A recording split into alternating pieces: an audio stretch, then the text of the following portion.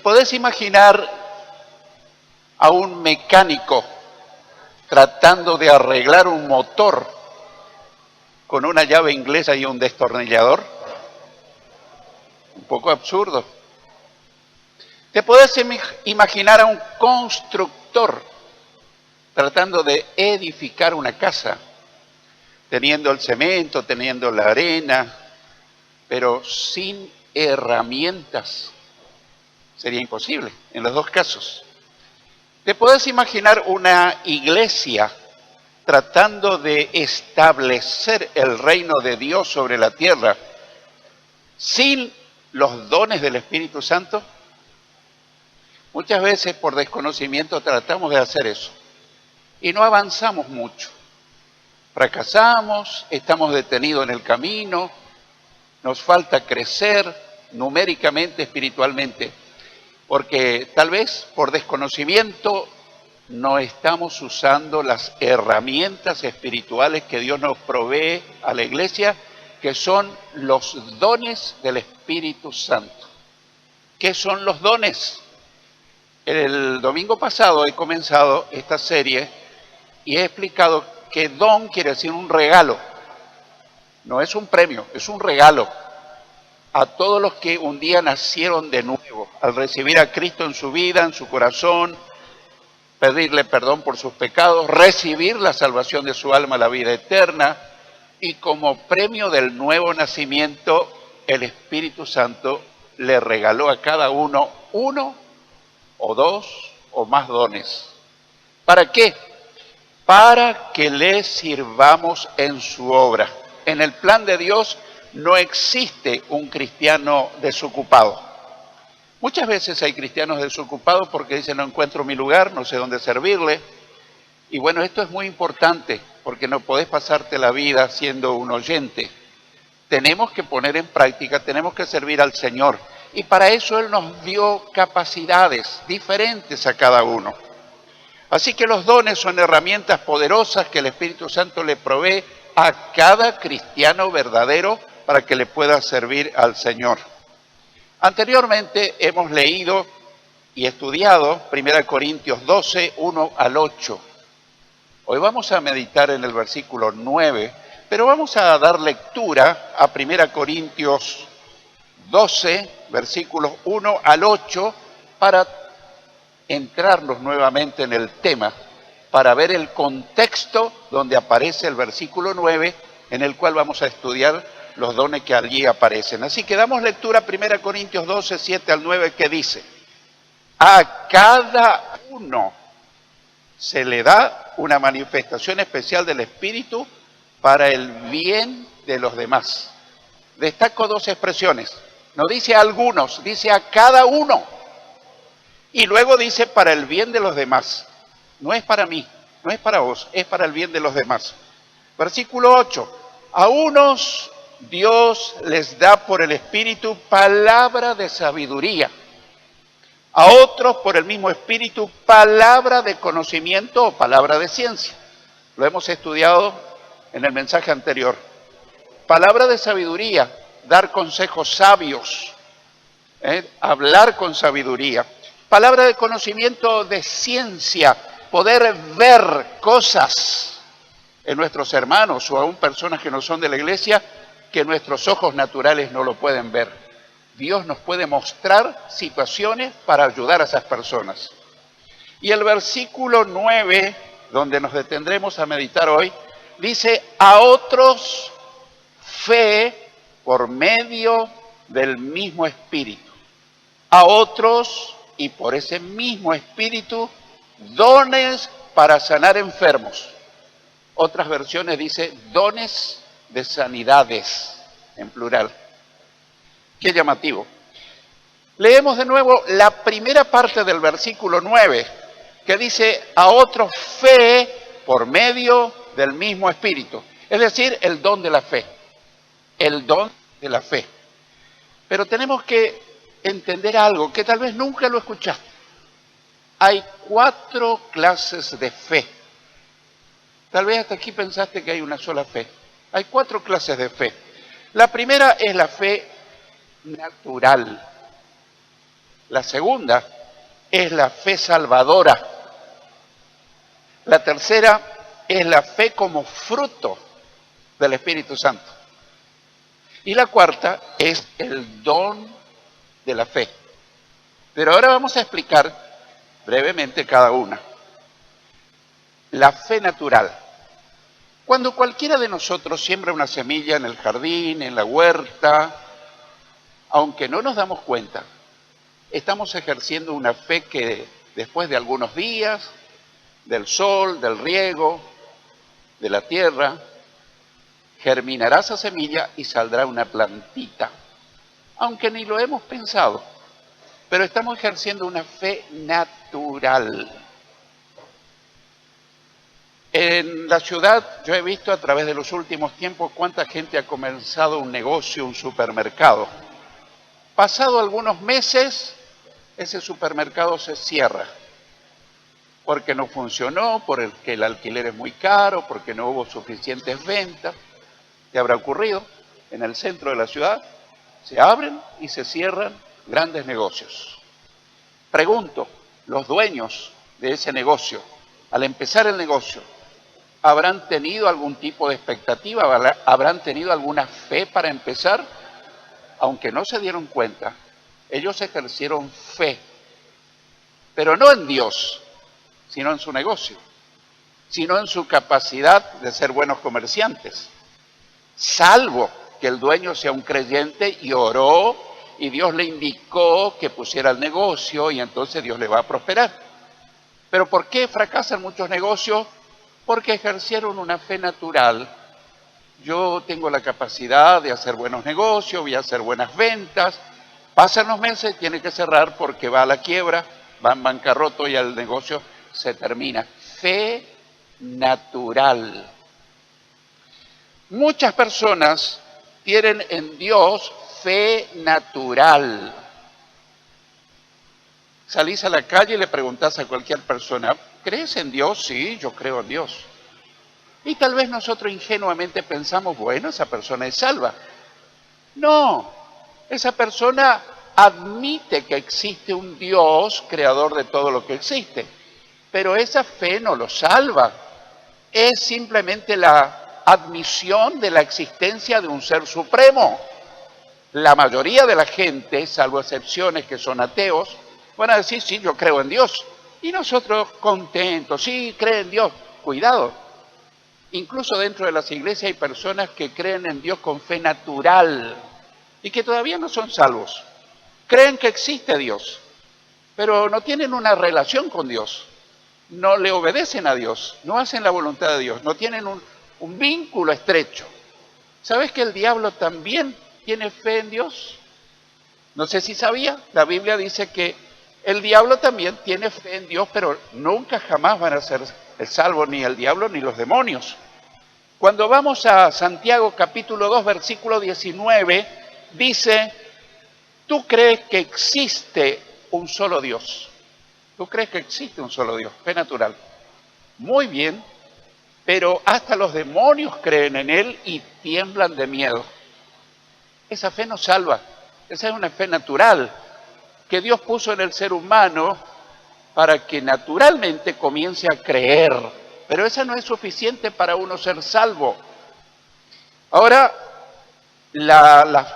muchos creen simplemente que Jesús existió, pero no tienen fe salvadora en Jesucristo. La Biblia también habla de esto. En 2 Corintios 5:16, Pablo dice, a partir de ahora, ya no vamos a valorar a los demás desde el punto de vista humano, con fe natural. Y aunque antes valorábamos a Cristo de esa manera, ya no seguiremos valorándolo así. A esa persona que le hiciste una pregunta en la calle y te dijo que cree en Dios, a mí me pasó, le dije, ¿en quién crees? Bueno, me dijo, yo creo en San Pantaleón, creo en el Gaucho Gil, creo en la difunta Correa, creo en mi mamá que está muerta y le rezo para que me ayude a que Dios me haga un milagro. Y entonces le dije, ¿y en Jesucristo no crees? Y la respuesta fue, sí, creo también en Él. ¿Te parece que esa es una fe salvadora? Esa es una fe secundaria, una fe sin valor. Subestiman a Cristo como un personaje histórico, como un santo más entre otros. Habrás notado que la gente que hace grandes caravanas, que se desplazan, que hacen promesas, ni se acuerdan de Cristo. Y vos le decís, ¿tenés fe? Sí, yo tengo fe. Y la televisora dice, la fe del pueblo. Eso no es fe del pueblo.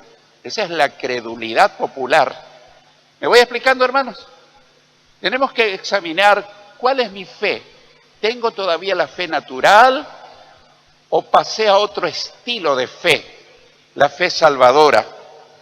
La fe natural se puede convertir en una fe salvadora cuando yo hago ciertas cosas necesarias. Por ejemplo, cuando yo comienzo a leer la palabra de Dios. La palabra de Dios dice, la fe viene por el oír. El oír la palabra de Dios. Romanos 10:17. La fe viene por el oír. Es probable que yo haya tenido una fe salvadora, aunque yo me creía ateo, pero cuando comencé a leer la palabra de Dios, me empezó a dar una fe salvadora, una fe que salva, que te conduce a la salvación de tu alma, a la vida eterna. Otra actitud frente a la fe natural es lo que dice la Biblia, puesto los ojos en Jesús, el autor y consumador de la fe.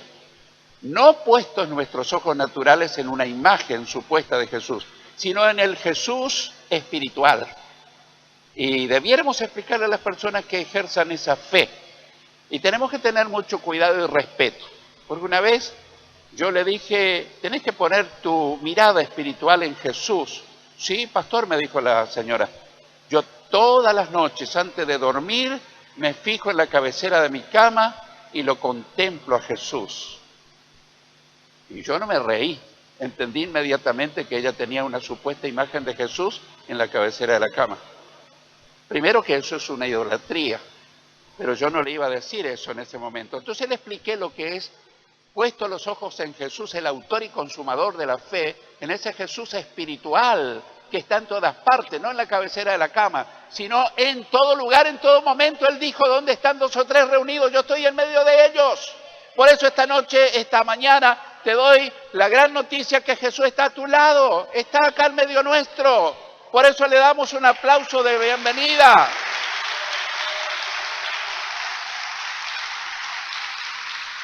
Entonces la fe natural se puede convertir en una fe salvadora. Te quiero probar más con la palabra de Dios. En Marcos 1, versículos 14 y 15 dice que después de que Juan fue encarcelado, Jesús fue a Galilea para proclamar el evangelio del reino de Dios.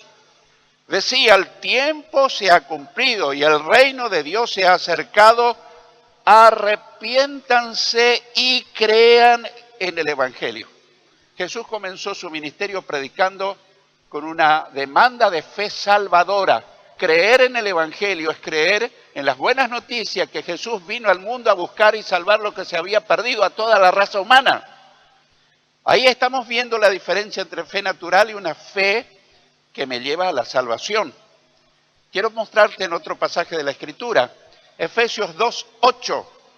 Dice, Dios los salvó por su gracia cuando creyeron. Ustedes no tienen ningún mérito en eso, es un regalo de Dios. Somos salvos por fe.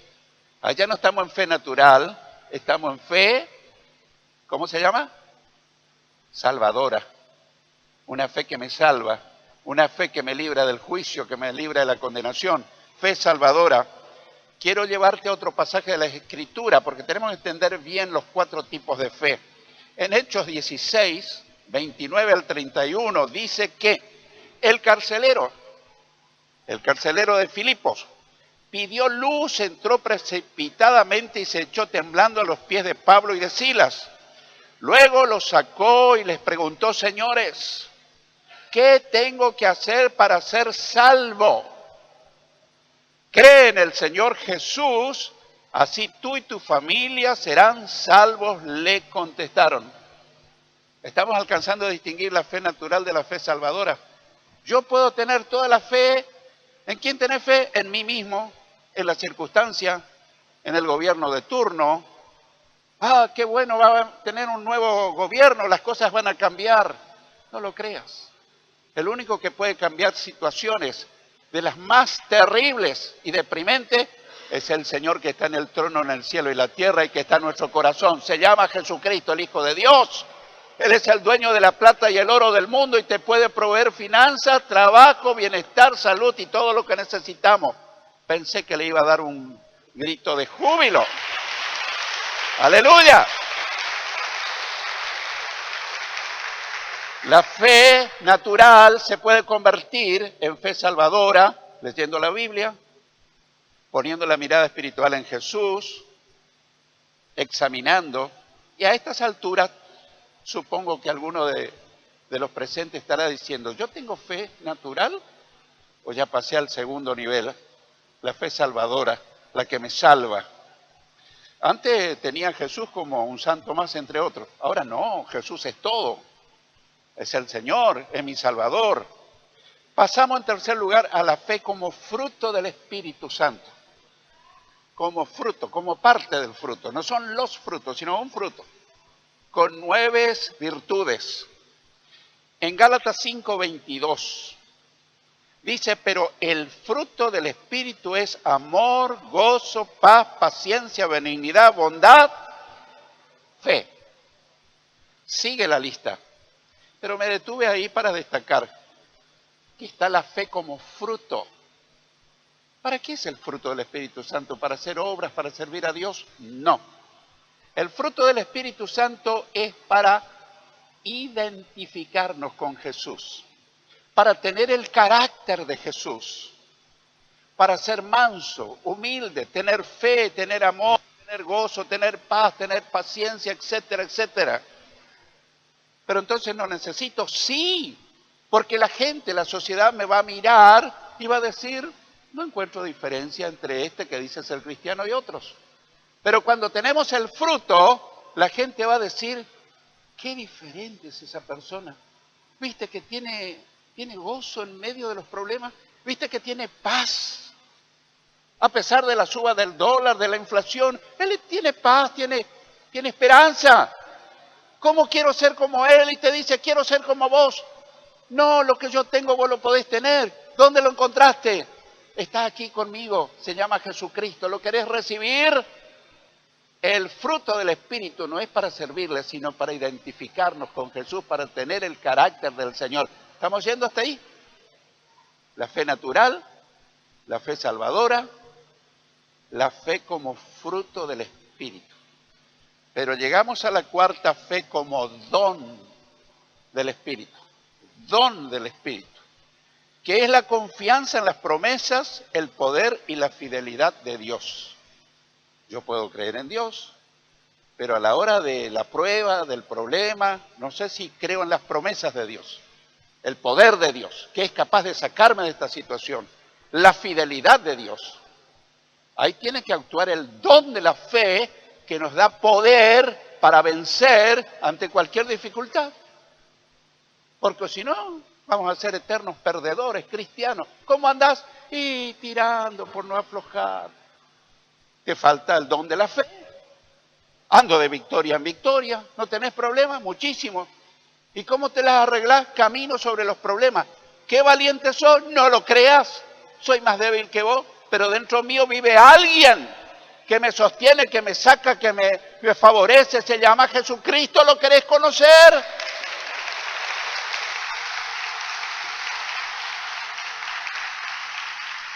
Quiero mostrarte algunos pasajes de la Biblia.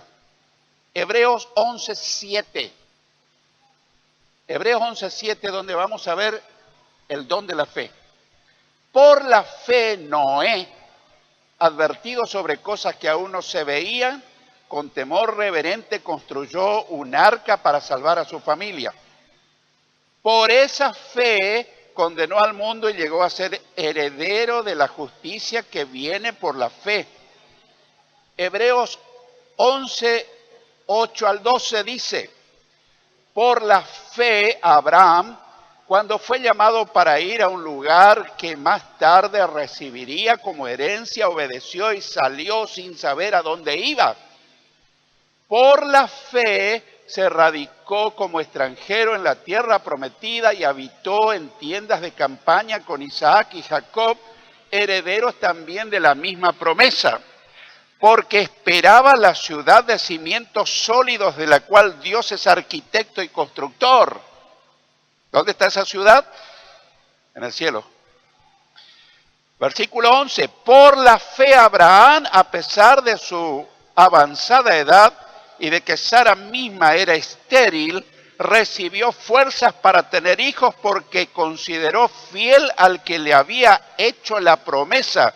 Así que de este solo hombre, ya en decadencia, nacieron descendientes numerosos como las estrellas del cielo e incontables como la arena a la orilla del mar.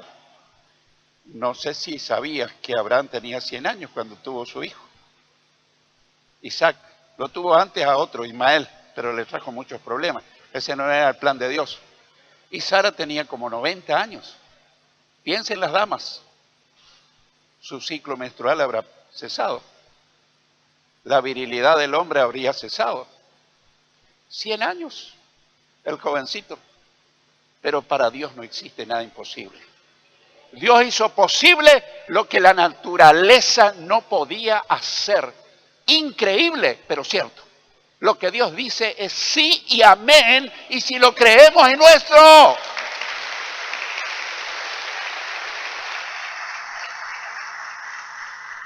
Quiero mostrarte otro pasaje de la Escritura en Marcos 11, 20 al 24.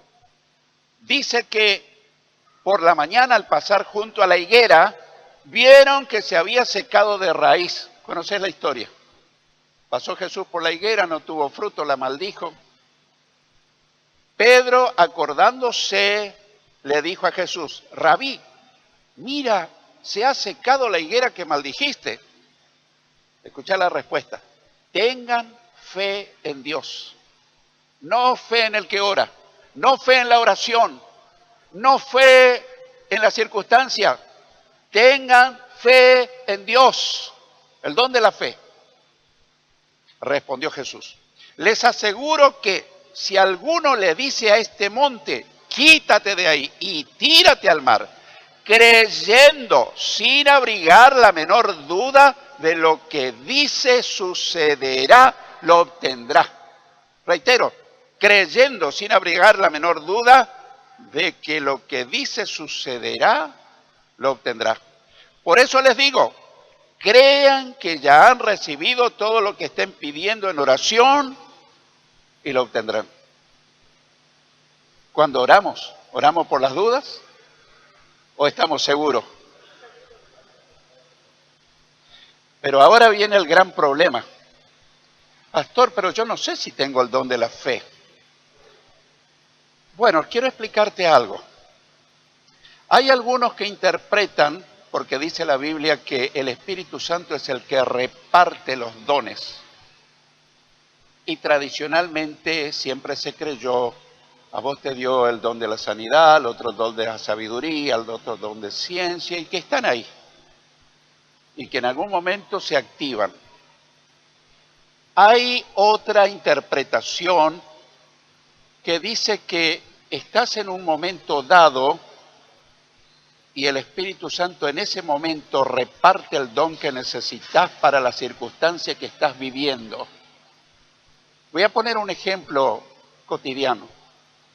Estoy clavando un cajón en casa y hay alguien que me quiere ayudar. ¿Me pasaría para clavar el clavo un serrucho, una tenaza o un martillo? ¿Qué me pasaría? Me proveyó el martillo en el momento justo que lo necesitaba. Pero luego, otro día estoy levantando un muro y yo hice la mezcla, pero ahora necesito una herramienta para empezar a poner la mezcla entre los ladrillos. El que me ayuda, ¿me pasaría un hacha, un serrucho o me pasaría una cuchara de albañil? Ustedes son muy inteligentes. Cuando yo estoy frente a una necesidad dramática, yo le puedo pedir, Espíritu Santo, dame el don de sanidad en este momento. Pero pastor, ¿y no es que Él reparte como Él quiere?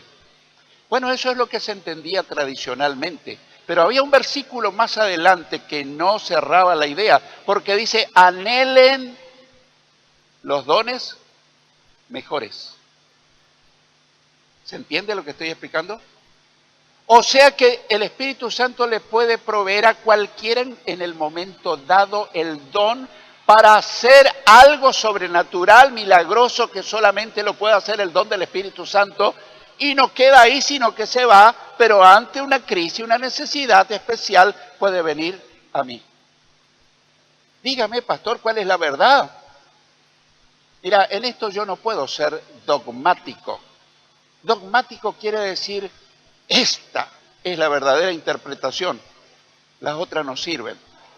Dogmático es ser cerrado y decir, bueno, así es y esta forma no es. Yo mismo me debato en cuál de las dos posturas me conviene estar. Pero más estoy creyendo en estos últimos tiempos, meses o años, que el Espíritu Santo te provee el don en el momento que le necesitas frente a una circunstancia. Porque si no, sería casi absurdo. ¿Para qué estudiar los dones? Si a mí no me dio el don de sanidad y estoy frente a un moribundo, voy a buscar a alguien que tenga el don de sanidad. Sin embargo, podés decir, Señor, en este momento lo necesito. Dámelo. Yo voy a orar por este enfermo con fe y él se va a sanar. Y le oraste y se sanó y se levantó y salió caminando para la gloria de Dios.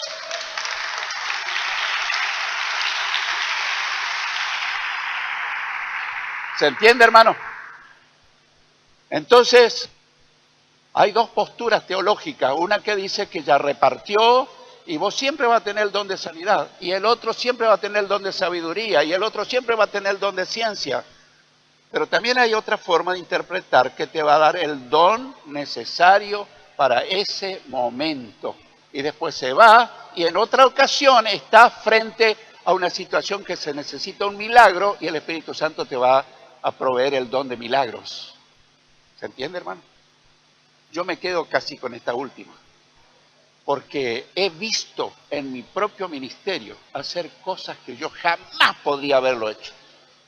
Me di cuenta claramente que fue el don del Espíritu Santo obrando cosas sobrenaturales. ¿Y para qué estamos explicando esto? Porque si vos no pones a actuar a tus dones, vas a ser un cristiano oyente, perdóname que te lo diga, inútil, aburrido, no sé para qué sirvo. Quiero decirte, y no tengo el ánimo de endulzarte, Dios te dio uno o dos o más dones para usar tu vida, para bendecir a los demás, para que Él reciba gloria y honra, y cuando sucedan cosas sobrenaturales, no diga, mira quién soy yo, no fuiste vos, fue el poder del Espíritu Santo usando tu vida para la gloria de Dios.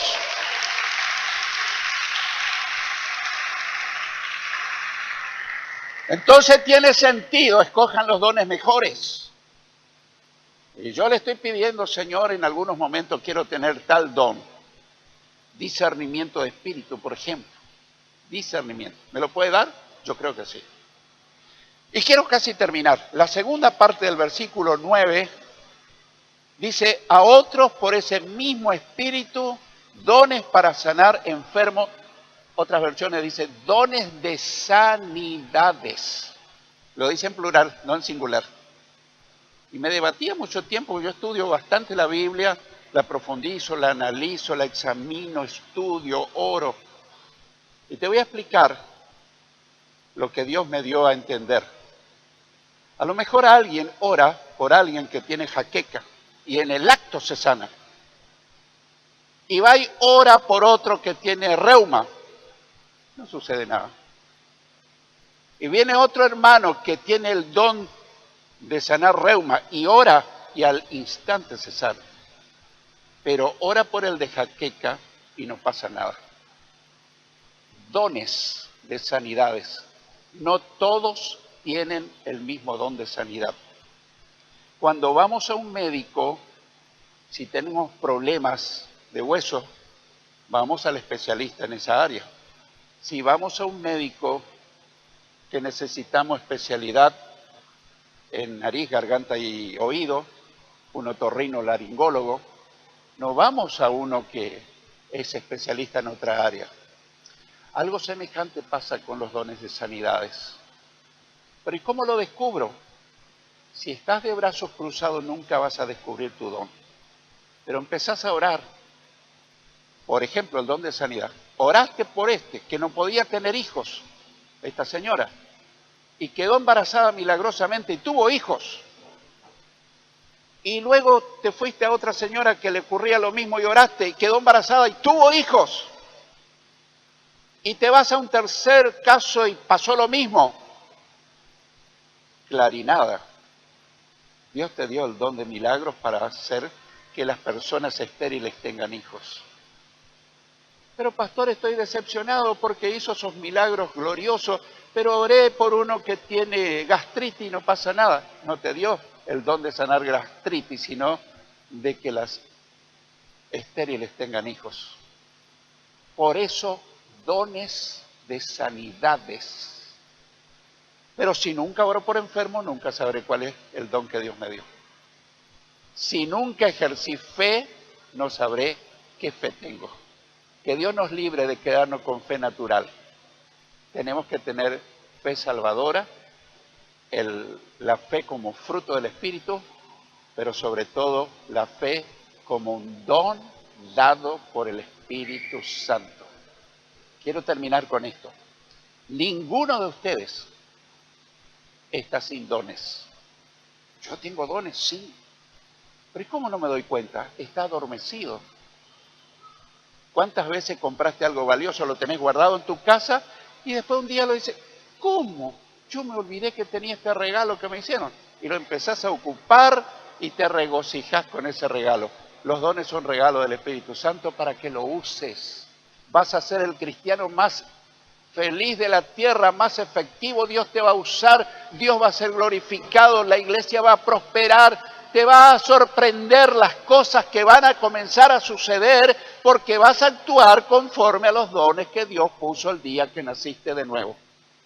El que tenga oídos para oír, que oiga lo que el Señor te enseña y me enseña a mí en esta mañana.